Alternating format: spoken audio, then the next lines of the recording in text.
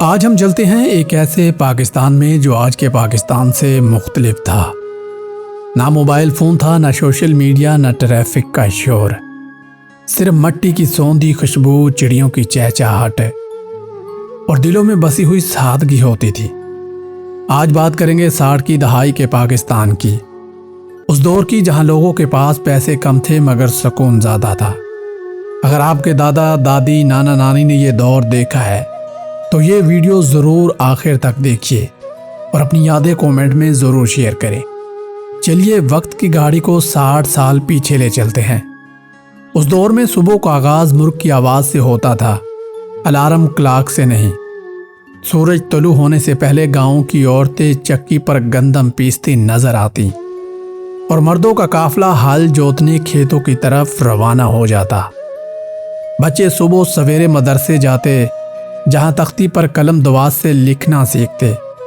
School جاتے وقت راستے میں دوستوں کے ساتھ کھیلتے کودتے، کیونکہ راستے میں نہ کسی گاڑی کا خطرہ تھا نہ کسی اجنبی کا ڈر۔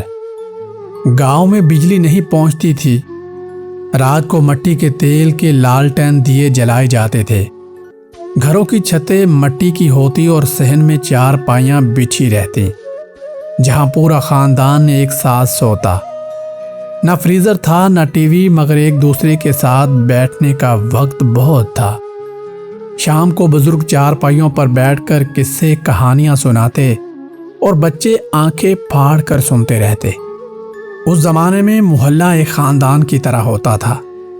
اگر کسی گھر میں کھانا نہ پکا ہو تو پڑوسن بلا جھجک روٹی بھیج دیتی۔ اگر کسی کا بچہ بیمار ہو جاتا تو پورا محلہ فکر مند ہو جاتا۔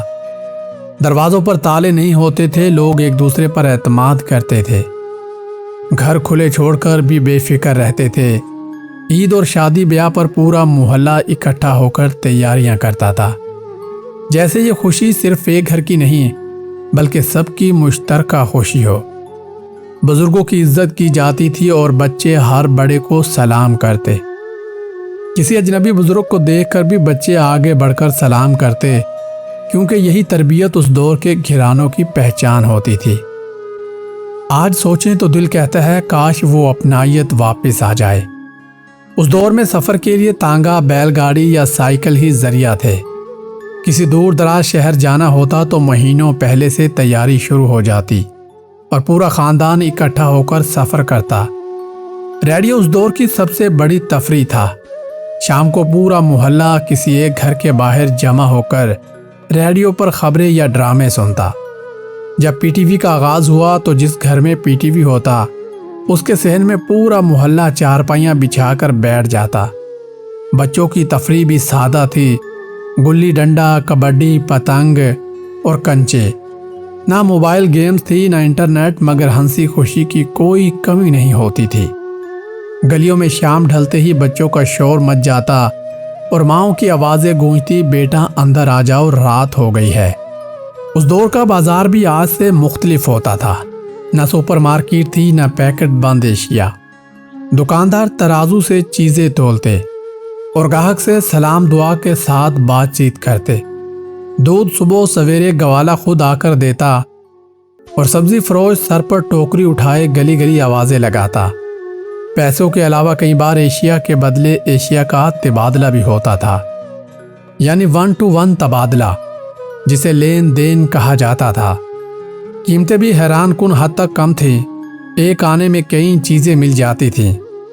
مگر اس دور کے لوگ آج کے مقابلے میں کم کمانے کے باوجود زیادہ مطمئن تھے، کیونکہ ان کی خواہشات بھی محدود تھیں۔ اس دور میں استاد کو باپ کے برابر عزت دی جاتی تھی۔ اسکول میں سادہ سی عمارت، لکڑی کے بینچ اور تختیوں پر مشق ہوتی تھی۔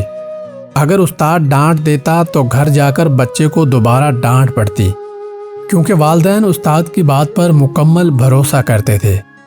کتابیں محدود تھیں مگر علم کی طلب بے حد تھے۔ بچے دیے یا لالٹین کی روشنی میں رات گئے تک پڑھتے، کیونکہ ان کے دل میں کچھ بننے کا جذبہ تھا۔ آج ہمارے پاس سب کچھ ہے، موبائل، انٹرنیٹ، گاڑیاں، بڑے گھر، مگر وہ سکون، وہ اپنائیت، وہ محبت بھرے رشتے کہیں کھو گئے ہیں۔ آج ہم ایک دوسرے سے میسج پر بات کرتے ہیں، مگر آمنے سامنے بیٹھنے کا وقت نہیں۔ آج ہمارے پاس ہر آسائش ہے مگر دل کا سکون نہیں۔ شاید یہی وجہ ہے کہ جب ہم پرانی تصویریں دیکھتے ہیں دل بے اختیار اس سادہ دور کو یاد کرتا ہے۔ دوستو، یہ تھی 60 کی دہائی کے پرانے پاکستان کی جھلک۔ اگر آپ کے بزرگوں نے بھی یہ دور دیکھا ہے تو اپنی یادیں کامنٹ میں ضرور شیئر کیجیے۔ آپ کی کہانیاں شاید ہماری اگلی ویڈیو کا حصہ بنے۔ اگر یہ ویڈیو آپ کے دل کو چھو گئی ہو تو لائک کیجیے، چینل کو سبسکرائب کیجیے اور بیل آئیکن کو دبانا مت بھولیے تاکہ ہماری ہر نئی بچپن کی ویڈیو سب سے پہلے آپ کو ملے۔ اللہ حافظ، اور ملتے ہیں اگلی ویڈیو میں ایک اور یادگار کے ساتھ۔